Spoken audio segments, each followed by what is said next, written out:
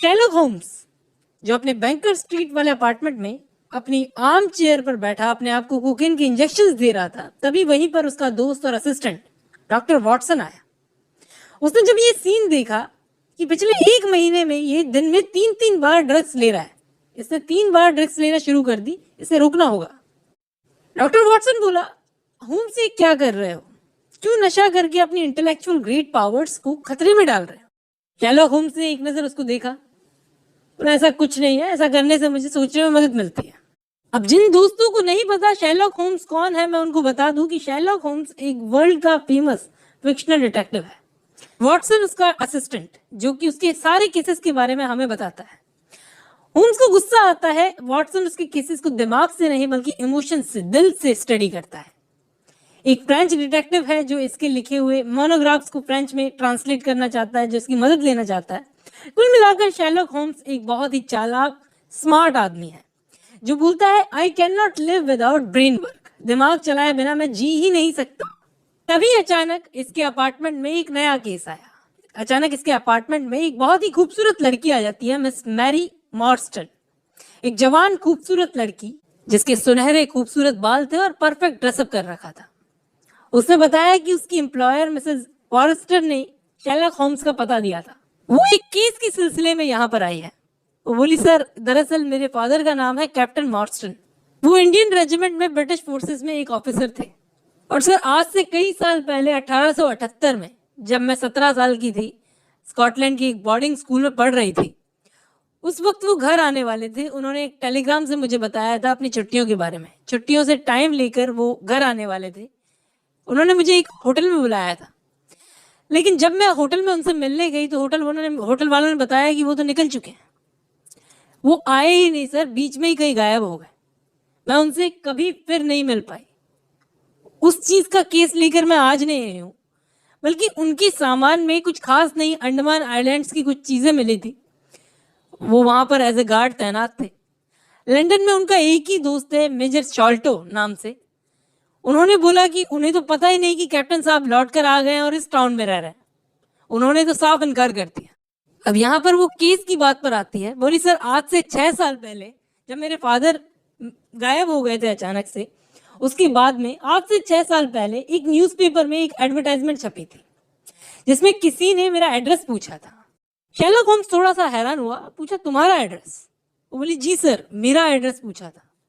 मैंने उस एड का जब जवाब दिया तो उस दिन के बाद से किसी ने मुझे बड़े बड़े चमकीले मुलायम मोती भेजना शुरू कर दिया एक बॉक्स में। हर साल each year on the same date मुझे एक कीमती मोती मिलने लगा 6 साल से। और इस साल थोड़ा अलग हुआ। उस मोती के साथ एक नोट मिला।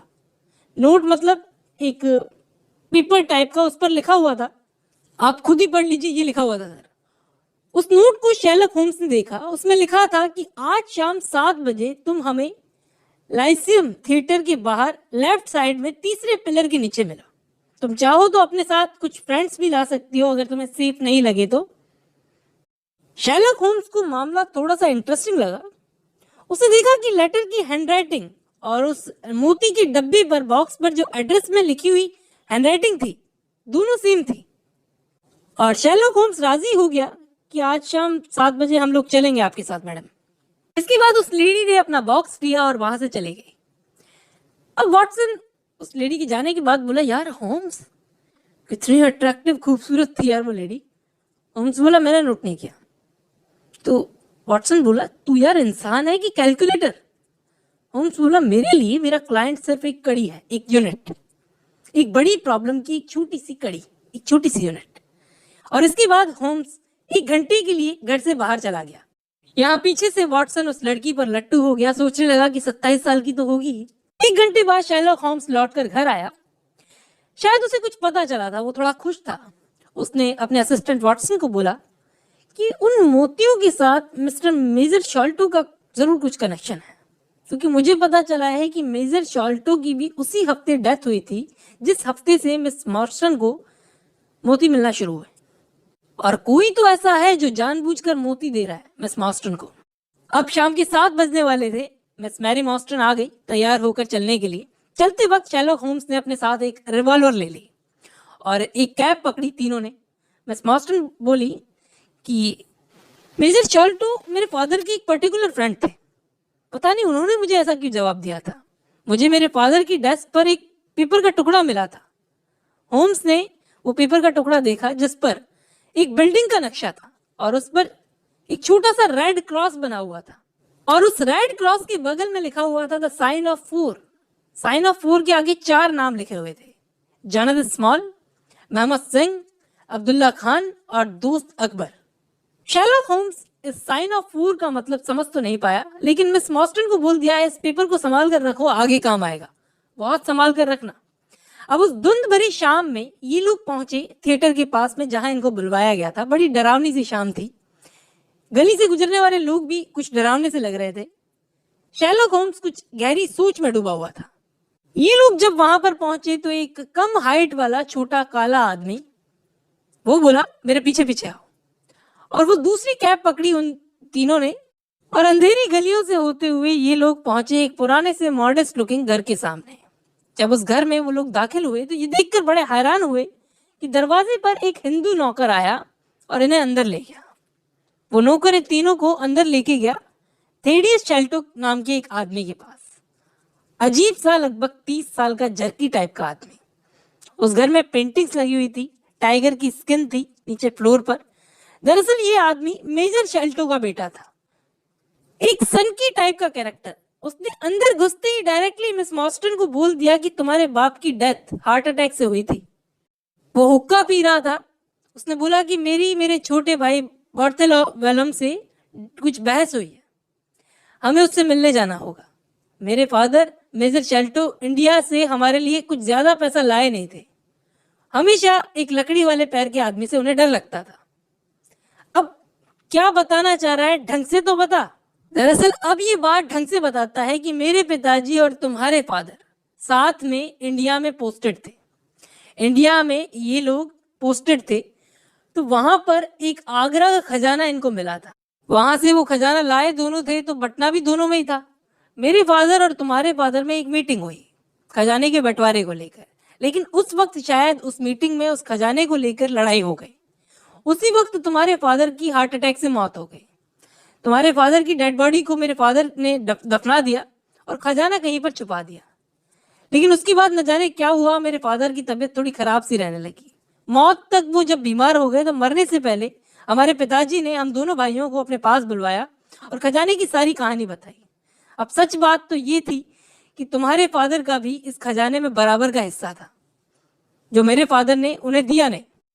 तो मरने से पहले उनकी एक तमन्ना थी कि तुम्हें भी खजाने में बराबर का हिस्सा मिले। 3 हिस्सों में वो खजाना बटे। वो हमें खजाने का पता बताने ही वाले थे सालों पहले। उन्होंने देखा कि एक दाढ़ी वाला इंसान खिड़की के अंदर झांककर उनकी सारी बातें सुन रहा था डेथ बेड पर जब वो मरने वाले थे उस वक्त। लेकिन खजाने का पता बताने से पहले ही उस आदमी को देखकर वो शॉक हो गए और ऑन द स्पॉट मेरे फादर की डेथ हो गई।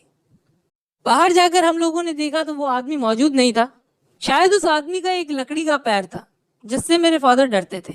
तो ये पूरी कहानी थी। उसने बोला कि हम दोनों भाइयों ने खजाना ढूंढने की बहुत कोशिश की, खजाना हमें मिला नहीं। एक पेपर जरूर मिला हमारे फादर के पास जिस पर लिखा था द साइन ऑफ 4। अब ये क्या है द साइन ऑफ 4? इन दोनों भाइयों ने खजाना खूब ढूंढा। मेरा छोटा भाई कुछ लालची किस्म का है, वो मोती तुम्हें भेजना नहीं चाहता था, लेकिन हमारे पिताजी चाहते थे मरने से पहले कि तुम्हें भी हम लोग खजाने में बराबर का हिस्सेदार बनाए। कल खबर आई है कि मेरे छोटे भाई को खजाने का पता लग चुका है, इसलिए मैंने तुम्हें बुलाया गया अपने भाई से मिलने। लेकिन वहां गेट के बाहर जो गार्ड था वो किसी को अंदर नहीं जाने दे रहा था, लेकिन शेरलॉक होम्स उस गार्ड को जानता था तो उसने अंदर जाने दिया। पता चला जिससे ये लोग मिलने आए वो तो पूरे दिन से अपने रूम से बाहर ही नहीं आया। अंदर गए तो देखा पूरी जमीन को खोदा हुआ था किसी ने, शायद खजाने की तलाश में। खजाना वहां पे मौजूद नहीं था और थेडियस का भाई इसका मर्डर हो चुका था। से ये लोग मिलने आए थे, उसका मर्डर हो चुका था। इन्होंने पहले उसके लॉक्ड रूम की की होल से झांक कर देखा तो उसका फेस एकदम सीधा सा था। दरवाजा तोड़कर अंदर गए तो रूम लगता था जैसे कोई केमिकल लेबोरेटरी हो, और उसके पास गए तो देखा घंटों से उसकी ठंडी डेड बॉडी, ठंडी लाश वैसे ही पड़ी थी। और उसकी डेड बॉडी पर एक नोट पड़ा था जो होम्स ने उठाया, उस पर भी लिखा था द साइन ऑफ 4। क्या था ये साइन ऑफ 4? होम्स बोला ये केस कनेक्टेड है जिसकी कुछ लिंक्स मिस हो रही है और थैडियस शेल्टो ये देखकर बड़ा दुखी था कि जो खजाना अभी अभी इनको मिलना चाहिए था वो चोरी हो गया। शेरलॉक होम्स बोला कि पुलिस के पास जाओ और सारी बात की सारी रिपोर्ट करो इस सब की, और क्राइम सीन को इन्वेस्टिगेट करने लगा। उसने नोट किया कि जमीन पर दो साफ साफ निशान थे। एक निशान तो था पैर के जूते का और दूसरा निशान था लकड़ी का, अ वुडन स्टंप। उसने अनुमान लगाया कि हो ना हो ये उस लकड़ी के पैर वाले आदमी का काम है। उसने ये भी अंदाजा लगाया कि इस घर की बाहर की दीवारें इतनी ऊंची है जिसको वो चढ़ के आ तो सकता नहीं है। कोई ना कोई जरूर इसके साथ मिला हुआ था जिसने उसकी हेल्प की होगी। शायद इस घर का आदमी, अकेले की बस की बात तो नहीं है। शायद वो छत से आया हो या किसी चीज से आया हो सुरंग बनाकर। इसके बाद ये लोग गए ऊपर छत देखने। वहां भी इनको पैरों के निशान मिले, लेकिन लेकिन लेकिन ये पैरों के निशान एक एवरेज आदमी के पैरों के निशान से छोटे थे। वॉटसन बोला शायद ये कोई बच्चा भी साथ में लेके आए होंगे। होम्स बोला नहीं, बच्चा नहीं था। तो पूछा तो कुछ नहीं, जितना पता करना था यहाँ से पता चल चुका है। इसके बाद पुलिस आई इन्वेस्टिगेशन करने और क्राइम सीन पर एक और डिटेक्टिव आ गया, मिस्टर जॉन्स करके। उसने शेरलॉक होम्स को बोला आप बस थ्योरी देते रहोगे, कोई काम तो करोगे नहीं। उसने डायरेक्टली आते ही आओ देखा ना ताओ थैडियस शेल्टो को अपने भाई के मर्डर के लिए अंदर कर लिया और थैडियस को गिरफ्तार कर लिया। शेरलॉक होम्स बोला कि इन्होंने कुछ नहीं किया, लेकिन उसने अंदर कर लिया। शेरलॉक होम्स थैडियस शेल्टो से बोला तुम जल्दी फ्री हो जाओगे क्योंकि तुम असली गुनहगार नहीं हो, असली गुनहगार पकड़ा जाएगा जल्दी। अब रात के 2 बजे का वक्त था। होम्स अभी भी अकेला उन छोटे पैरों के निशानों को एग्जामिन कर रहा था। उस पैरों की उंगलियां देखकर लग नहीं रहा था ये बच्चे की है। फिर एक टोबी नाम का कुत्ता जिसको इन्होंने एक रुमाल सुंघाया और दोनों जने कुत्ते का पीछा करने लगे, ये और वॉटसन। वो साइन ऑफ 4 में जो जोनाथन स्मॉल नाम का आदमी था, इनको पता चला कि उसका भी लकड़ी का पैर था। तो वो आदमी जरूर हो सकता है। वो आदमी ऐसे तो दाखिल नहीं हो सकता किसी के घर में। पहले घर के स्टाफ से दोस्ती बनाई होगी उसने, अंदर के किसी इंसान ने हेल्प की है। शायद ये इंसान खजाने से कनेक्टेड है और इंडिया से भी कनेक्टेड है। हर वक्त इस आदमी ने इन दोनों भाइयों पर नजर रखी है ताकि खजाने तक ये पहुंच सके। दरअसल दोस्तों, एक जहरीले तीर से मारा गया था थैडियस शेल्टो के भाई को।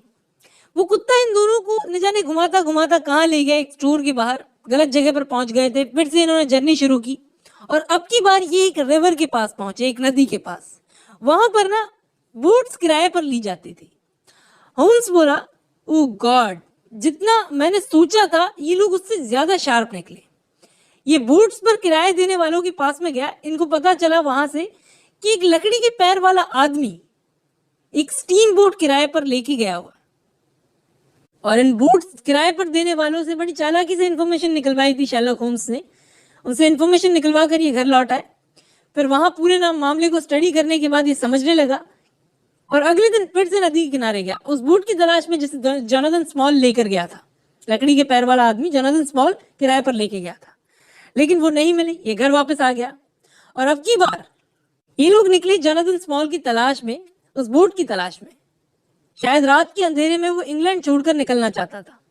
अब रास्ते में हर शिप रिपेयर करने वाले के पास ये देखते रहे कि कहीं कोई लकड़ी के पैर वाला आदमी आया है क्या।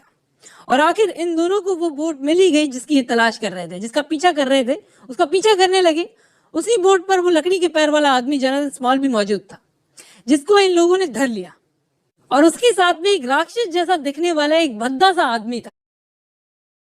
उस आदमी का नाम था टोंगा, जो कि जहरीले तीर चलाता था। उसने जहरीले तीर से शेरलॉक होम्स की तरफ निशाना साधा। शेरलॉक होम्स को घायल करने की कोशिश की, लेकिन वो बच गया। इन्होंने पिस्तौल से गोलियां चला चलाकर उस आदमी को मार गिराया पानी में। बच गया जोनाथन स्मॉल, जो कि पकड़ा गया। अब भागने का कोई फायदा नहीं। शेरलॉक होम्स ने खुद जोनाथन स्मॉल से बात की। जोनाथन स्मॉल बोला कि मैंने बार्थलेमो को नहीं मारा, टोंगा ने मारा था, मेरा कोई इरादा नहीं था उसको मारने का।